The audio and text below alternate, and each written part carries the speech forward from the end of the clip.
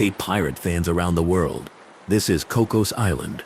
Forbidden chests and maps that actually exist. An island guarded by law and legend, where real maps whisper of chests no one is allowed to open. Cocos Island is not only a story told over campfires, it is a place where paper trails, coordinates, and strict protections intersect. Real charts and copied sketches have pointed searchers toward the same rainforest valleys and coves for nearly 200 years, while modern law keeps the ground closed and the mystery alive. In this program, an evidence-first journey explains which maps truly exist, why sealed chests became forbidden, how national rules changed the hunt, how technology corrected old guesses, and what remains to be seen legally with one's own eyes. It begins with a quick, clear roll call of maps and the three most famous X marks that still pull boats across the Pacific. Before you get comfortable, take a moment to like the video and subscribe, but only if you really enjoy and want to fall asleep with pirate stories whenever you want.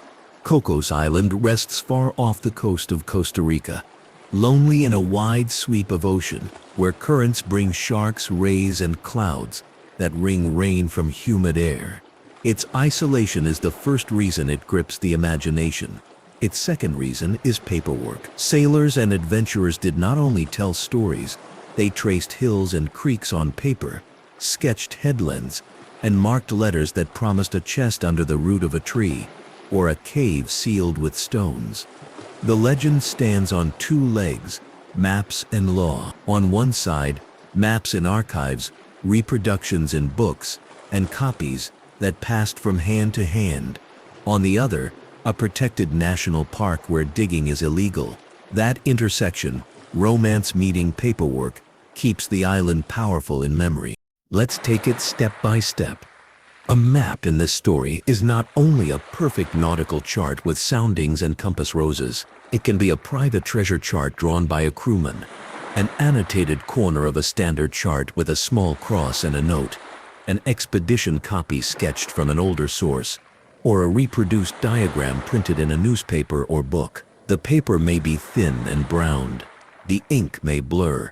The handwriting might switch between languages. Those details matter because people evaluating such maps look at the paper's age, the ink's behavior under a lens, the hand that wrote the letters, the coordinates if any are present, the old place names, toponyms, and whether the landscape drawn matches what is on the ground. Internal consistency counts. Does the creek on paper flow to a cove that truly exists? Does a sketched hill align with known ridgelines? Those who study these charts do not need to be fooled by romance. They compare A quick catalog helps. First comes sailor-made charts, usually small and practical: lines for a bay, dots for rocks, a cross for a cache. These are rare, often copied later by someone else. Next are compiled charts, put together long after the fact by writers or collectors who gathered several accounts and drew a single view. These can be neat, but their authority depends on sources. Then come maps tied to famous hoards by name, especially the legendary treasure associated with Lima, which turned Cocos into a magnet in more than one decade. Each class carries different weight, and each class has produced disputes.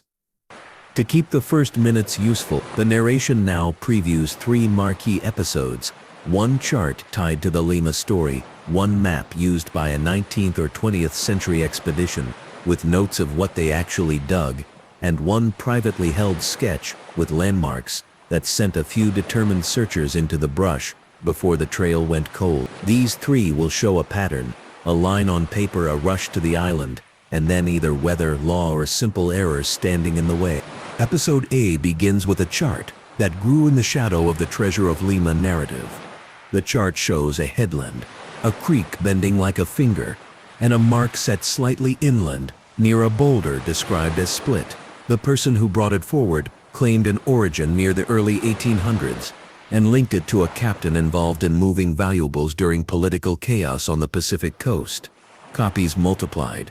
Later versions adjusted a tree line, shifted the boulder a few paces, and added a dotted path to a cave. Readers can hear the problem already. Each copy introduces small changes that reflect the copier's imagination as much as memory. Yet the immediate effect was real. Investors and captains looked at the shape of the coast and said, if that bend can be matched to a real bay, the mark ought to be there. Boats were hired, provisions packed, and men set off convinced that a cross on paper could become a chest in hand. What did they find? They found rain that fell like curtains and a forest that swallowed footsteps. They found that boulders split in many places on a volcanic island. They found that a sketch from one angle could mislead someone standing at another. Still, the effort did not end at the first wash of doubt. Teams dug where the creek slowed. They tried, above the flood line, reasoning that treasure would not be set where rains would wash it out. A few wrote log entries that speak calmly. Ground hard, tree roots thick, nothing within 2 feet of the surface. Those lines are not dramatic, but they are the most honest part of the episode. They show people turning a copied mark into sweat. Episode B traces a map tied to an expedition in the late 19th or early 20th century. The leader acquired a chart, promised backers that measurements and landmarks lined up, and sailed with a small group prepared to camp ashore.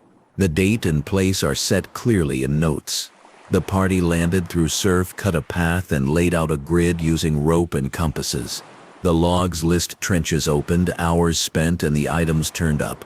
Bits of iron, a bottle fragment, a nail highly corroded. The expectations had been larger, a chest, a sealed cache. But the record shows artifacts of ordinary life, not treasure. Did any object suggest a strong lid? A single coin would later be mentioned in a memoir.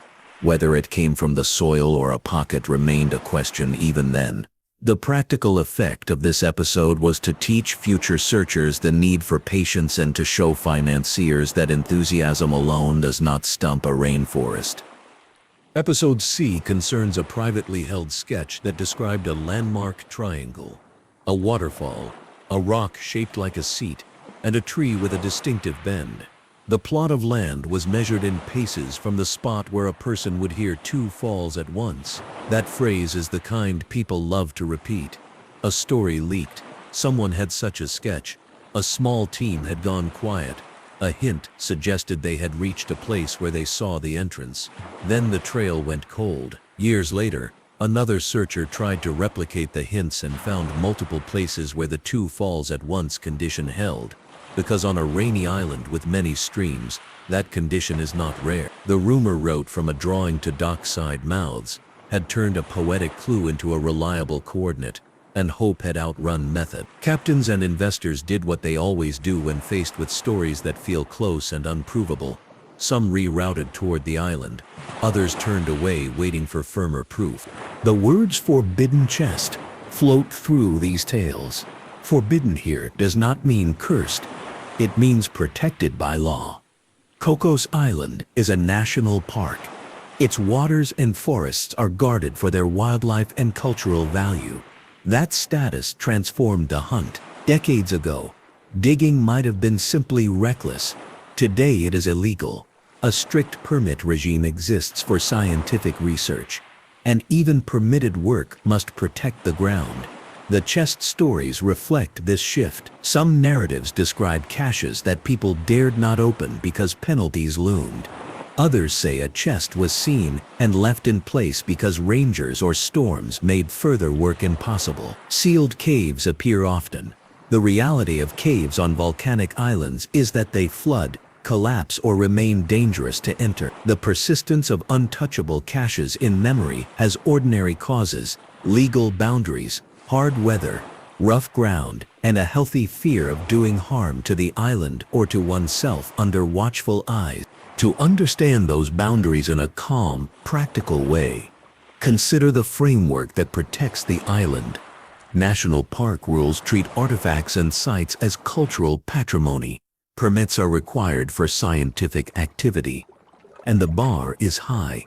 Even scientists cannot simply dig because curiosity pulls them forward. The idea is simple.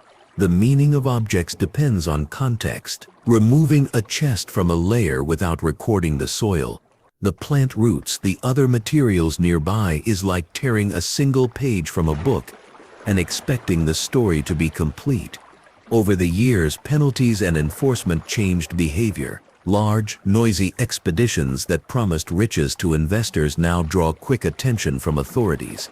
A few illicit attempts met with arrests or fines, and the message traveled across the small community that still dreams of chests. The modern hunt is not a race with shovels.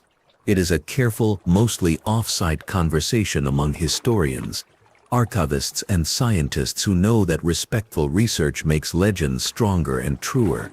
Attempts and crackdowns form a small history inside the larger one. Some expeditions wrote letters and sought permission.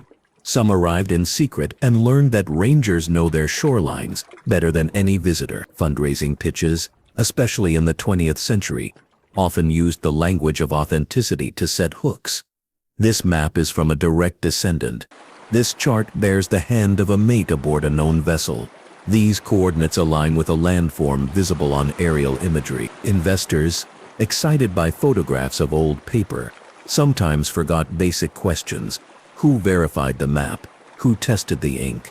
Who checked whether the coordinate system matched the era? A few schemes were built on borrowed images or redrawn diagrams, labeled as original. Noticing those tricks is easier today, but hope's engines still run strong. The economics of treasure hunting. As gentle reminder, pay better to the storyteller than to the digger. Cases with arrests usually end with stories only. To see how enthusiasm rises and falls across time, a simple timeline helps.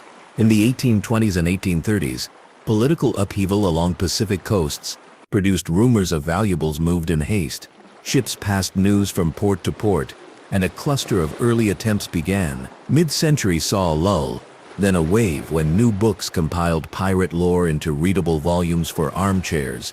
The late 1800s and early 1900s brought expeditions with better equipment, better compasses, and worse luck with rain. After major wars ended in the 20th century, bursts of energy appeared again as demobilized adventurers looked for purpose and investors looked for romance.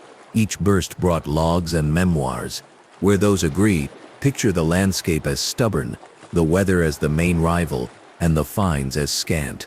Where memory becomes creative, dramatic details sprout, secret societies, coded verses, maps found in hidden compartments. The balance of evidence always returns to the same theme. The island is beautiful, difficult, and unwilling to yield secrets quickly. The most powerful magnet tied to Cocos is the story labeled The Treasure of Lima. In brief, valuables were said to be moved westward during unrest to keep them from falling into the wrong hands. Cocos, alone and wet, made sense as a temporary cash point in some versions because it sat off natural sailing routes and could be reached by small vessels. Competing routes put the cash elsewhere. Some skipped the island entirely. An evidence audit asks, which ships left which ports, what names appear in port records, and whether any log mentions a transfer at sea near the island.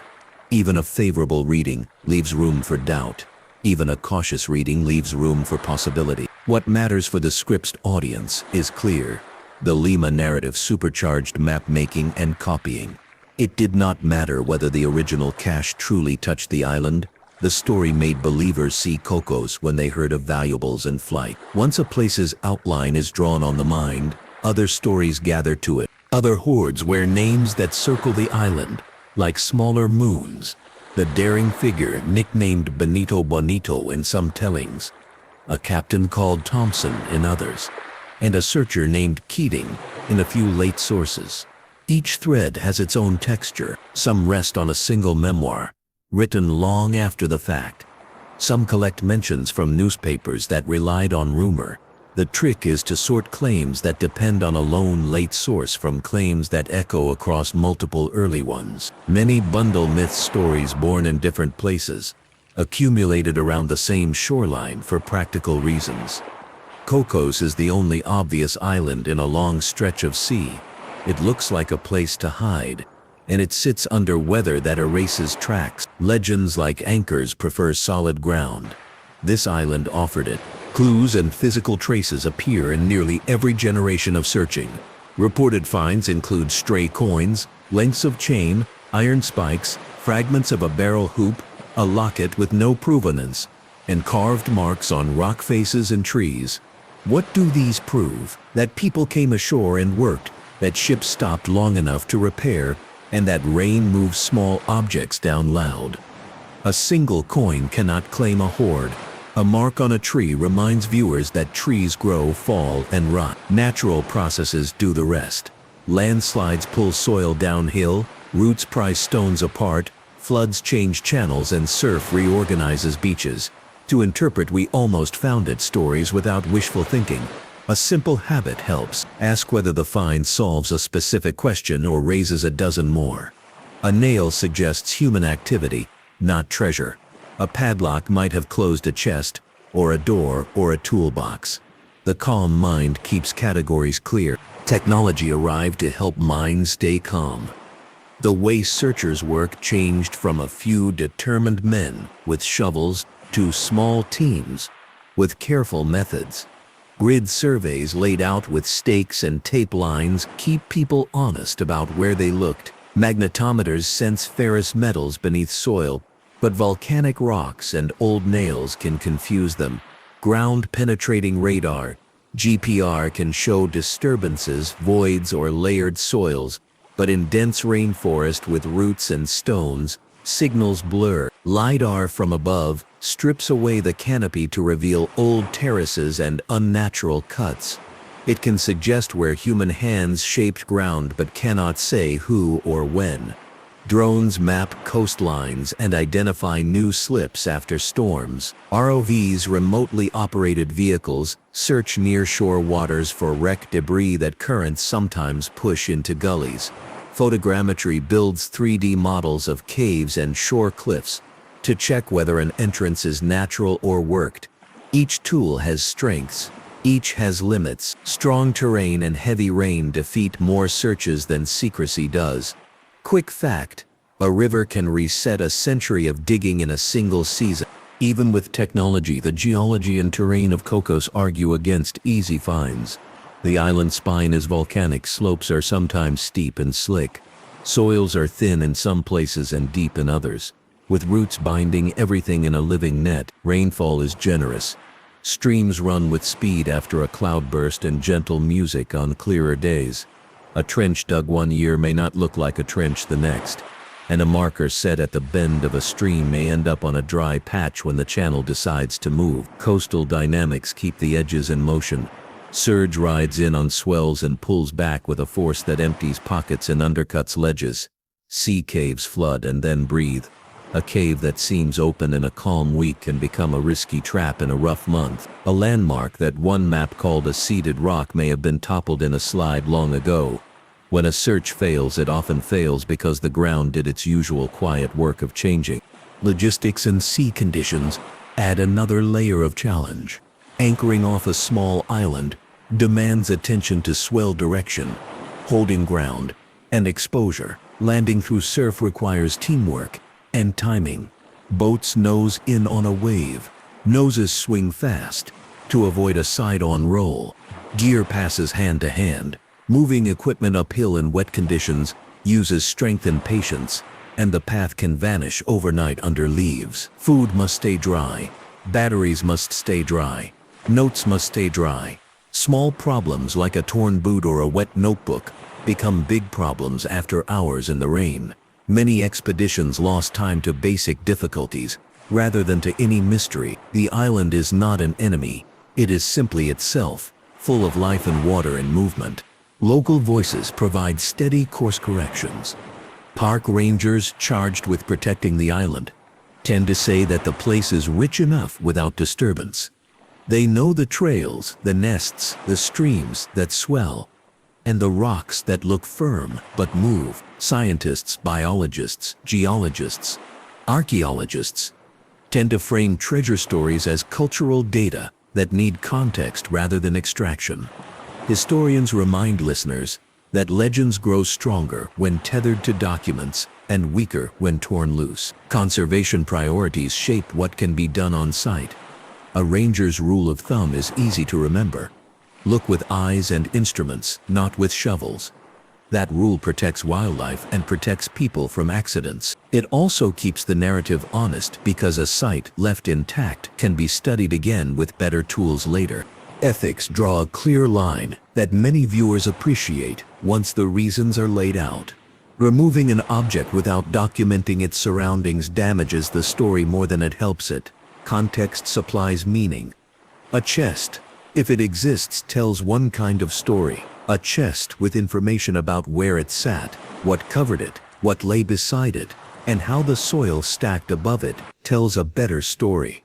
The balance between national heritage, scientific study, and global curiosity is not easy.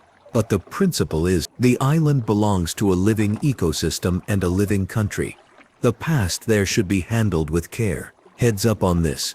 Ethics are not a barrier to enjoyment. They are a guide that makes enjoyment deeper. Map authenticity deserves a calm audit. Telltale signs of fabricated or improved charts include anachronistic place names, compass roses copied exactly from printed atlases, handwriting that changes in suspicious ways, and landmarks that would be impossible to see from the vantage point the map claims. Real maps can still be wrong for ordinary reasons. Copyists made mistakes. Distances were misscaled. Landmarks moved or were misidentified. A simple rubric for any viewer helps. First, ask what the map's chain of custody is, who had it when, and who says so. Second, check whether the geography matches satellite images or reliable charts. Third, look for consistency inside the document. Do the directions make sense? Do the features connect? Fourth, beware of maps that are too perfected with decorative elements that belong in a printer's shop rather than in a sailor's pocket. Fifth, separate the claim of authenticity from the claim of accuracy. A real old map can still point to the wrong hill. If a cache exists, 3 scenarios are the most plausible. The first is a quick shore cache. A small chest set near the coast above flood level by people intending to come back soon. This scenario implies a fast operation, shallow burial, and a high chance of discovery by others if the landmark was too obvious. The second is a deep cache inland near a fixed landmark, a rock formation, a tree alignment, or a ridge intersection. This requires more labor, more time ashore, and better secrecy. The third scenario is a network of small drops rather than one grand chest, each placed to reduce risk if one site were found. This spreads effort and makes modern searches harder, since each small find would excite the hunter but not resolve the legend. Each scenario sets different demands on tools and time. A shore cache invites careful coastal surveys and attention to erosion. An inland cache invites patience with roots and triangulation. A multi-drop network invites a long view that accepts that one more coin does not close the story. If a discovery happened, the aftermath would not look like a quick voyage home. It would involve law, diplomacy, and culture.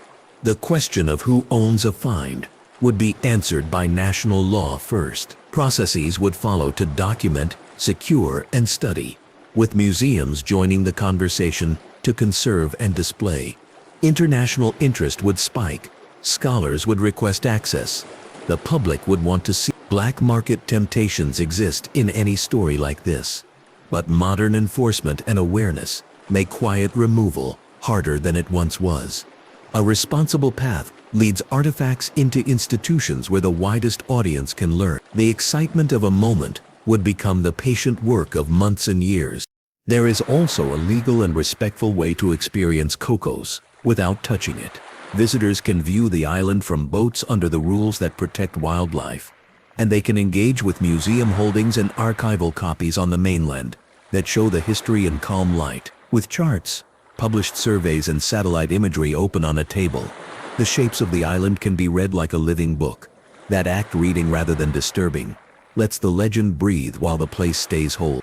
Before the narrative moves deeper, one early question suits the audience in these first 10 minutes. Which of the 3 famous map episodes feels most credible, and why? The mind that answers slowly, with reasons rather than rush, becomes the kind of reader these stories deserve.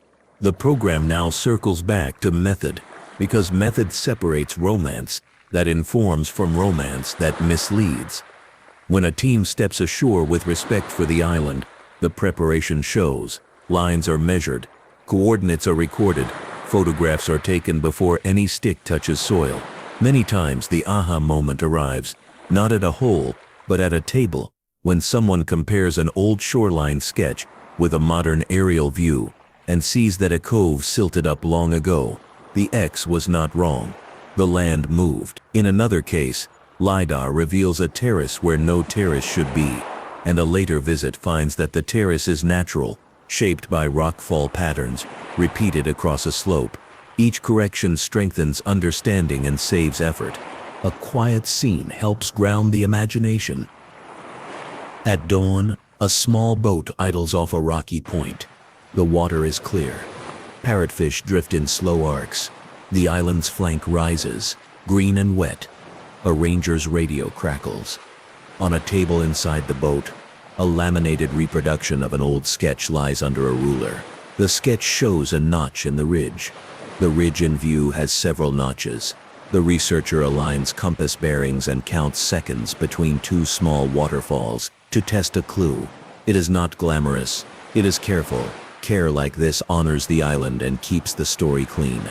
As the narrative is shown, Cocos lives at a crossroads, where maps and law meet in a living landscape.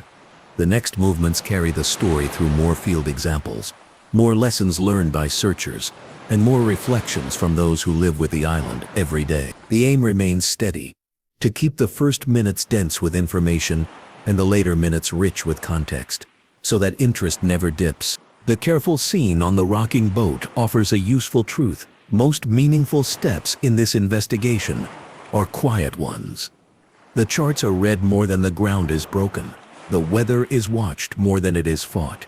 The island is treated as a living library, not a vault to be pried. From that vantage, the account widens again to the legal frame, because the phrase "forbidden chests" earns its weight in the rules that keep the island intact. Cocos Island holds layers of protection.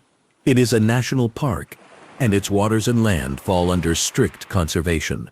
Cultural patrimony laws consider artifacts part of a shared heritage, not private prizes. Researchers, whether biologists studying hammerheads or archaeologists studying camp traces, work by permits that are specific, supervised, and time-bound. Quick fact: a permit for careful measurement does not grant permission to dig. A permit for sampling soil does not allow the removal of a chest. This may sound obvious. It is not always obvious to hopeful teams. The modern baseline can be stated simply: instruments first, documentation always, extraction almost never. The result is not the death of the legend, but its preservation.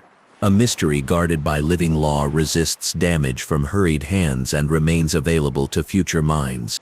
The long conversation between law and legend can be heard in the tone used by people who know the island. A ranger may say, "The map is interesting.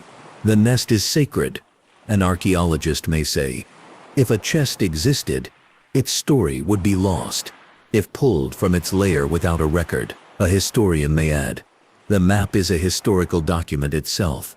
The attempt to prove it is as much the story as any find." These sentences add up to a single idea: protecting the island does not reject the hunt. It refines it. Heads up on this: refined hunts last longer, reach more people, and teach more than any single dramatic unboxing could. With that frame steady, the narrative returns to the maps themselves, because the first 10 minutes promised an evidence-first tour that continues to deliver. When a map's chain of custody is clear, who held it, how it was stored, when it was first copied, its value rises. When toponyms match period usage, old names for coves and creeks appear in the right language, with the right spelling, confidence grows. When ink spreads in ways consistent with age and paper fibers, not in ways consistent with printer toner, trust deepens. When distances on the sketch can be reconciled with the island's real scale, not in perfect numbers but in plausible ratios, interest remains warranted. The best case is not a perfect antique, but an imperfect human document that can survive skeptical reading. The worst case is a document that flatters the eye while shrinking under questions. Another caution fits the museum audio guide rhythm of this program. Some discoveries are discovered because the island holds many of the same shapes in many places. A seat-shaped rock can be found on half a dozen ridges. A split boulder appears anywhere a root has worked patiently. A double fall can be heard wherever two streams descend in parallel after heavy rain. These repetitions do not mock the maps. They warn the reader to favor compound clues over single features. A rock shape, plus a compass bearing, plus a distance that matches a chain length from the era, plus a creek curve that fits the island's skeleton together. These begin to speak alone, they only murmur. An expedition scene from the age of compasses and canvas gives that warning body. A small group comes ashore and paces a slope. The leader counts steps from a tree line to a ridge. The quartermaster calls out bearings. The carpenter marks positions with stakes. A rain band arrives and blurs the chalk notes. By lantern, the crew redraws the lines on oiled paper, adding a margin note. Sound of water stronger to the south than the east after sunset. It is an elegant detail and an unreliable instrument. Because wind direction and flow rate changed while supper boiled, their effort was real. Their precision lived at the mercy of the place. For a modern ear, the lesson is mild and honest. Maps close the distance between hope and ground. Ground has the last word. The mid-video moment arrives, with a question designed to keep minds engaged, rather than racing. If a single day of legal scientific access were granted, which technology should be used first? LiDAR to read beneath the canopy, magnetometry to find buried iron, ground-penetrating radar to see soil disturbances, or photogrammetry to model sea caves safely? The calm answer favors method over magic. LiDAR from prior surveys can be studied without stepping ashore. Magnetometry helps where volcanic geology does not confuse the instrument. Radar struggles in root-tangled soils, but can still reveal a trench's ghost. Photogrammetry tames risky spaces by turning them into measurable models. Any choice is stronger when paired with old paper and a knowledge of season slope and surge. Technology has already corrected famous errors. In one coastal hollow, several expeditions dug because a 19th century sketch placed a cross 3 chains inland, beneath the hill shaped like a crouched lion. LiDAR later showed the lion was a shadow artifact. The hill's outline changed with the sun and the angle of approach. Aerial images taken across seasons proved the shape came and went with light, not stone. In another valley, magnetometry returned a cluster of strong signals, raising excitement. Careful trenching, done legally by a scientific team at a distance from protected zones, found an old camp dump, boat nails, a shattered pot, and a hinge that fit no chest. The dump told a good story. Someone repaired something here, but not the story hoped for. By setting down what the instruments found and did not find, those teams made future guesses cleaner. Rain and geology shaped the island's memory. The ground creeps. If a chest were set shallow, near a stream bank in a century of very wet years, it may have moved with the soil's slow river. If it were set deep, it may have been locked under roots that grew fat and then died, leaving gaps and hollows. If it were set in a cave, the sea's breath may have reached it in storm seasons. The image of a chest waiting in perfect stillness is theatrical. The island is not a theater set, it moves. Logistics always stand nearby, patient and understated. Batteries hate humidity. Connectors corrode, notes wilt, boots blister, hands slip on wet rope, people tire. A team that underestimates that list loses accuracy hour by hour. The opposite is also true.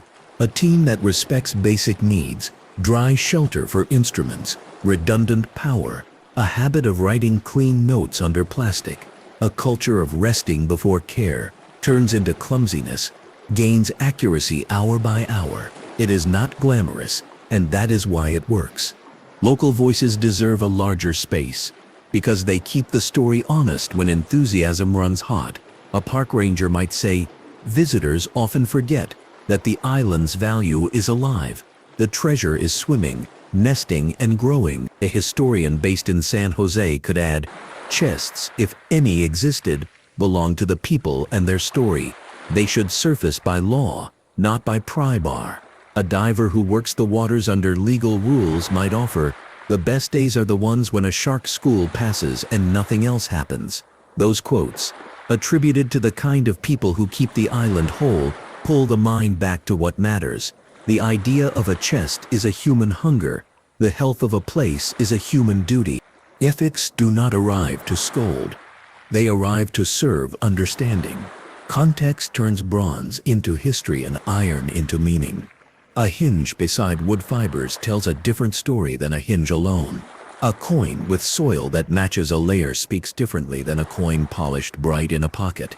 The balance between national heritage and international curiosity is not a contradiction. It is a choreography. When done well, the choreography teaches everyone more than possession ever could. The island stays whole, the story grows whole, the audience, even at home, receives more than excitement. It receives comprehension. An authenticity checklist sits well in a careful mind. First, chain of custody. People and dates, not just adjectives. Second, geography. Contours that match reality across multiple sources, not just one flattering angle. Third, language. Period spellings and terms, not modern labels in old hands. Fourth, materials. Paper and ink that behave with age, not novelties made old overnight. Fifth, coherence. Distances and bearings that work together under simple tests. Sixth, humility. A willingness to admit that a real old map can still be wrong. The last item matters most. A mind that accepts it will not break on the reefs of certainty. The three hiding logics earn one more focused passage because they help viewers think like planners. A quick cache near shore matches a flight under pressure. It requires speed, secrecy, and later return. Its weaknesses are obvious: erosion, discovery by others, and the guilty desire to set it too near a striking landmark that later betrays it. A deep inland cache matches a plan with time. It demands labor and a crew that obeys. Its weaknesses are different. The return path must be remembered by people who may die before they can come back, and landmarks like trees will betray them by growing, falling, or being replaced by cousin. A multi-drop network mirrors what cautious smugglers have always done: never place all value in one spot. Its strength is survival by fragmentation. Its weakness is that any single find will feed legend without finishing it. For the general audience, the key point is simple and satisfying. Each logic carries reasonable risks and reasonable tools, and each could explain why so many searches produce traces without conclusion. If discovery happened in the present day, the aftermath would unfold with measured steps. Rangers would secure the site. Authorities would document objects in place. Archaeologists would record the soil, the layers, the plant roots, the nearby objects that explain the chest as part of the island's history rather than a loose miracle. Conservators would stabilize materials that dislike air after a long sleep. Legal teams would handle ownership and reporting under Costa Rican law. Museums would prepare to interpret objects for the public. Scholars would ask permission to study the find for what it says about roots, trade, and people, not only about riches. This pathway is slower than a treasure tale, and it is richer than a treasure tale. It gives the chest a community rather than a price tag. There are legal ways to engage today that respect all of that.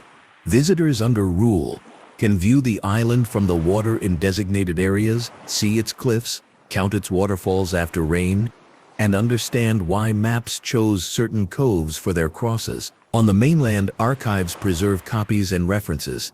Museums place everyday objects under glass to tell the larger story of the nation's relationship to sea and land.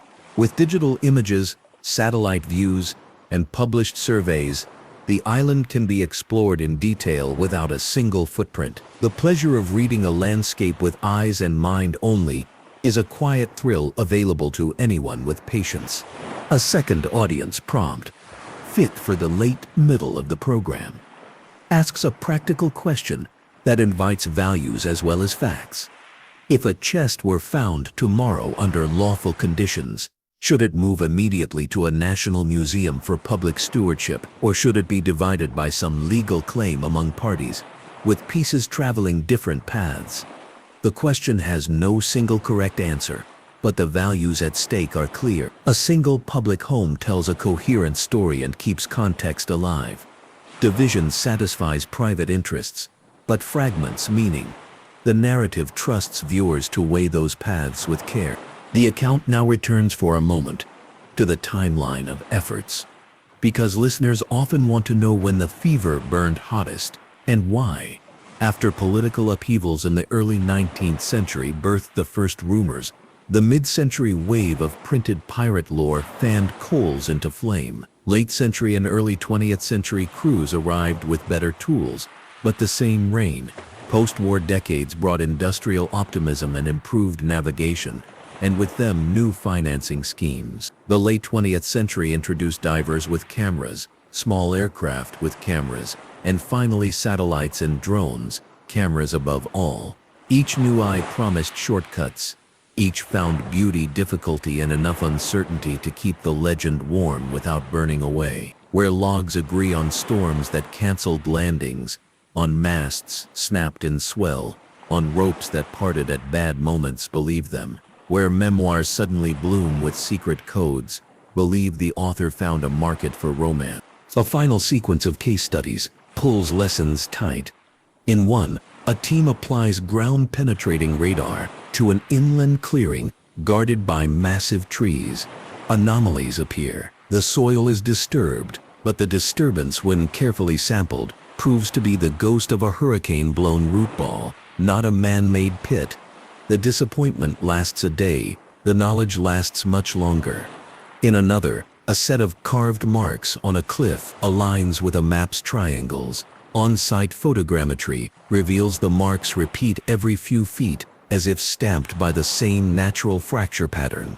The pattern, once seen, cannot be unseen, and with it, 1,000 hopeful lines are gently erased. In a third, a storm exposes a shelf of compacted sand and a scatter of nails. Conservation rules prevent disturbance. Divers record, map, and leave it. Months later, a current shifts. The nails vanish and only the map remains. That map, unlike the nails, serves the world. The treasure of Loma returns here for a calm closing pass, because almost every chapter near Cocos bends toward it. The appeal is understandable, a dramatic transfer under threat, a lonely island waiting, a plan to hide and retrieve, and a name large enough to cast a shadow across the ocean. These make a story strong. The evidence sets boundaries. Ships are known or unknown. Routes are plausible or strained. Names are early or late, and ports either log a departure or do not. Within those boundaries, Cocos is not the only candidate. It is the most evocative. That is enough to explain why maps multiplied and why the island sits where it does in imagination. The legend need not be truer than the documents allow for it to be worth understanding. It only needs to be read with care. This care produces one more quiet benefit. It turns viewers into better readers of every similar story. The next time a chart appears on a screen with a dramatic X, the eye will check the coastline shape against a real map. The ear will ask for chain of custody, and the mind will separate the romance of age from the quality of evidence. The island has taught a habit that travels far beyond its horizon. The final reflections gather the elements into a single view. Cocos Island still hooks the world, because two anchors hold it. Real maps exist and forbidden ground exists. The maps prove that human hands tried to remember places and secrets.